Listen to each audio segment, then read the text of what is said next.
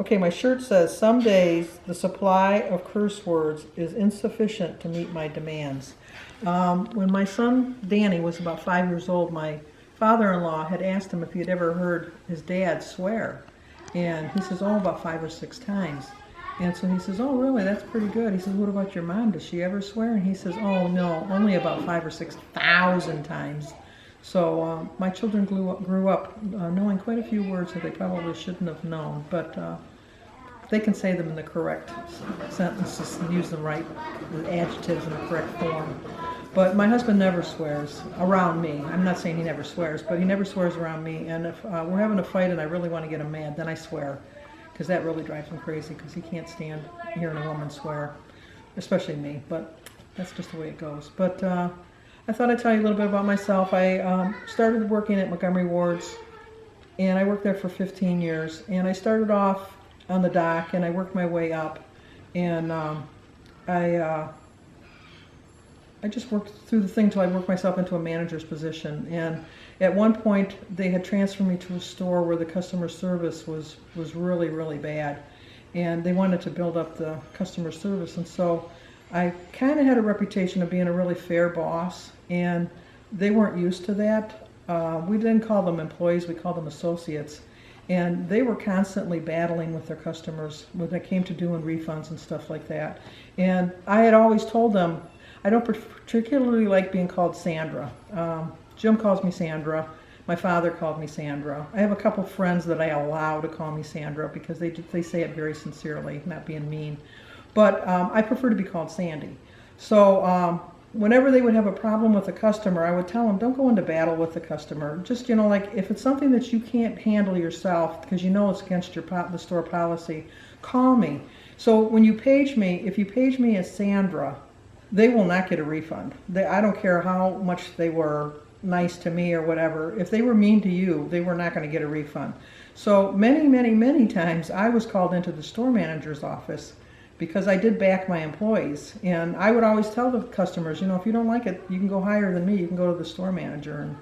And that's just the way it goes. And if they paged me as Sandy, then I kind of knew that, they wanted to give them a refund. They were willing to work with them. People were being nice. So I did get that reputation through the store. And it did come that I did have the highest customer satisfaction rate of being good. And I had the lowest amount of people calling in. So I did kind of turn it around, and I did like it, which brings me to my topic, which is persistence. Persistence is continuing on despite difficulty or obstacles or anybody that tells you that you just can't do it. And it brings to mind 2 instances of my life that I was very persistent, where I could have used an abundance of swear words, but in the past I would have done that, but it kind of shaped the way I did handle my management skills, because I had bought some shoes at Rockport at the mall, and I had paid $100 for these shoes, and back then that was a lot of money. But I have such a big foot. I wear size 11 wide, and so it's very hard. A lot of times I'll just go into the men's department and get the shoes because it's just easier. But I bought these shoes, didn't try them on, brought them home, and I put them on, and there was a nail that came right up into the heel of my foot. And I was just so upset that this shoe I paid $100 for had this nail in it. So I brought it back to the store, and the clerk had told me, no, our policy is that we don't do refunds or exchanges. And I said, well, I've never worn the shoes. They have a big old nail in the shoe. And she says, well, I'm sorry, we just won't. Well, I was persistent to the point that she had to call security. And so security came, and they escorted me out of the store. But I didn't get my shoes. So I stood outside the store, and when people would come in, I wouldn't let the people come into the store. I'd show them my shoe with the nail in it, and I'd explain what the problem was. So then they called mall security. And so mall security escorted me out of the mall. And so the guy walked me out to the door. I was still persistent. I walked around, came in another door, and I went back into the store, and I told him I wanted the shoe. And the girl once again explained that the policy was that she couldn't exchange for the shoe. And so they called security yet again. So security came yet again, and they escorted me out the door again. But he did me another door. And I still was persistent. I walked around, came through another door. So they just got so sick of me, they finally just said, you know what, just give this woman her shoes. You can see she's never worn them. So they gave me the shoes. And I walked away and I was fine. But it made me remember that point that this clerk, she was just doing her job, but I should have called somebody higher and might have worked. But anyway, I'm sure I was known. I'm sure I had posters all around there about me. And then the second time that I was very persistent was well, we had just got a new car, and to kind of explain, I know I'm rambling. You know that's who I am. And my car used to pull right up to the front door because I rented my house from the church.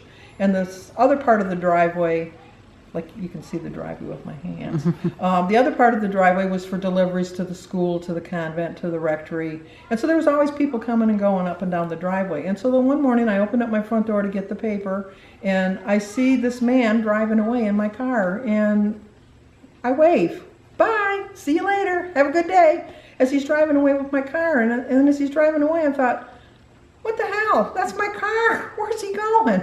So, I called the police. The police came, made a police report. They found my car. Oh, I should mention that I've only had the car 3 months. So I've only made 2 payments. And so they found the car. It was completely stripped. But, well, hopefully with her editing, be able to get this right, because we ran out of memory on the other card. I tell you, I ramble like what's happened. If I was short and sweet to the point, we probably would have been done. But anyway, picking up, I waved goodbye to the guy as he's driving away. They found my car. It was stripped, and they repaired it. So the bump shop called me and told me that my car was ready to come and pick it up. And the bump shop was probably a mile away from my house. And so my mother happened to be over, so she drove me over. And the guy in the shop, after I signed all the paperwork, says, "Oh, your car's out in the street." So I went out in the street to go get it, the notorious 8 Mile, and I went out to 8 Mile to get my car, and guess what? It was gone. Somebody had stole it because they knew it was all new parts. So they found it again, but it was stripped again. So the insurance decided they weren't gonna repair it. So they were just gonna give me a payoff. Well, at the time, I think I owed like $10,000 on the car. And they were only offering me 8, because you lose $1,000 as soon as you drive off the lot. And I told them that wasn't acceptable because I needed 10 to pay it off, because I didn't want to have to owe money going into buying another car, because obviously I was going to have to get another car. And the guy says, "Well, I'm sorry, that's not going to work. That's the most we're going to give you." So I was persistent. I stayed with it, and I told him I wouldn't accept that. So he said, "Well, I'll give you a week or 2 to think about it." Luckily, we had a crappy old car that Jim used to drive to work, so we didn't really need the car. But it was nice to have a nicer car than the one we had. And so he called me 2 weeks later, and he says, "Okay, we'll give you 85. And I said, "Oh, I'm not accepting less than 10. And they, "Well, we'll never give you 10. And I said, "Well, that's just not going to work. I'm going to wait till I get 10. So this went on for probably at least a month. And so then finally he said, "Our best offer is $9,500, and I'm not going to go any higher than that." So I said, "Okay, I'll accept the $9,500. And he says, "Well, I knew that you would come around." And I said, "Yeah, okay, so in 4 years, where do I mail the title?" And he says, "What are you talking about in 4 years?" And I says, "When you give me the $9,500, I'm just going to pay it on my loan. I'm going to owe the $500. I'm not going to make that payment till the end. And so then I'll mail you the deed or the title at that point." He says, "Well, the car does me no good until I get the title." And I says, "And the title does me no good until I get the $10,000. And he says, "Let me call you right back." He called me back. I settled for $10,000. So it was persistent. So my quote for this week is from Nelson Mandela, and he says, I have to remember, I keep forgetting it, but I remember it. "It always seems impossible until it's done." Everything I've done in life seemed impossible. This weight loss seems impossible. Denise and I were just talking this morning, and she's kind of lost her way just a little bit. She's like just a little off track, not completely, just kind of. And I'm trying to get her to come back because she's doing so well, but I'm catching up because I did lose 2 pounds this week. So now I've lost 22.5 pounds, and I am closing in on her because I think she's at 28 now, I think. Are you at 28? I don't remember, quite honestly. See, isn't that sad? Because if you're really on your journey, you remember how much you have. So she's getting discouraged, and I'm not going to let her be discouraged. We're going to go on vacation this week, and I'm going to really kick her butt. We're going to really get going. So I hope that I can get her back going. And so she's going to have to tell you on Wednesday. She doesn't think so, but she's going to have a weight loss on her Wednesday. So my daughter critiques our site, and she told me I needed a cue card because I never remember what I'm supposed to say. So I'm supposed to say subscribe, like us, comment. We always like your comments. I do read your comments, and sometimes I forget and I go back, and then there are more people that have commented, so I will check a little bit more often. Follow us on Fitbit, and also Denise is on Snapchat. If you want to see a gorgeous person who sings really good, you have to watch it pretty quick because I think they only stay up for 24 hours. And today is the 31st, and she filmed it. This right now is 12:15. She filmed it right around 10:30. And I do sing at Garth Brooks. And let me tell you, the talent in our family stops at me because it was sad. But it was funny. I can laugh at myself.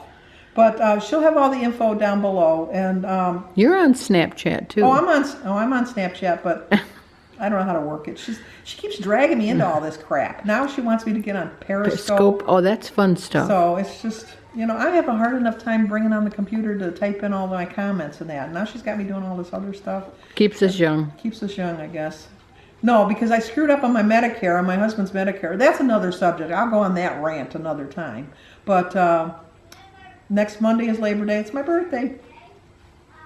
And I don't know when we'll film it because we'll be traveling home. So, but I will weigh myself when I get home. I might not post till Tuesday next week because obviously I'm not bringing a scale with me on vacation. But, okay, I've rambled long enough. Bye.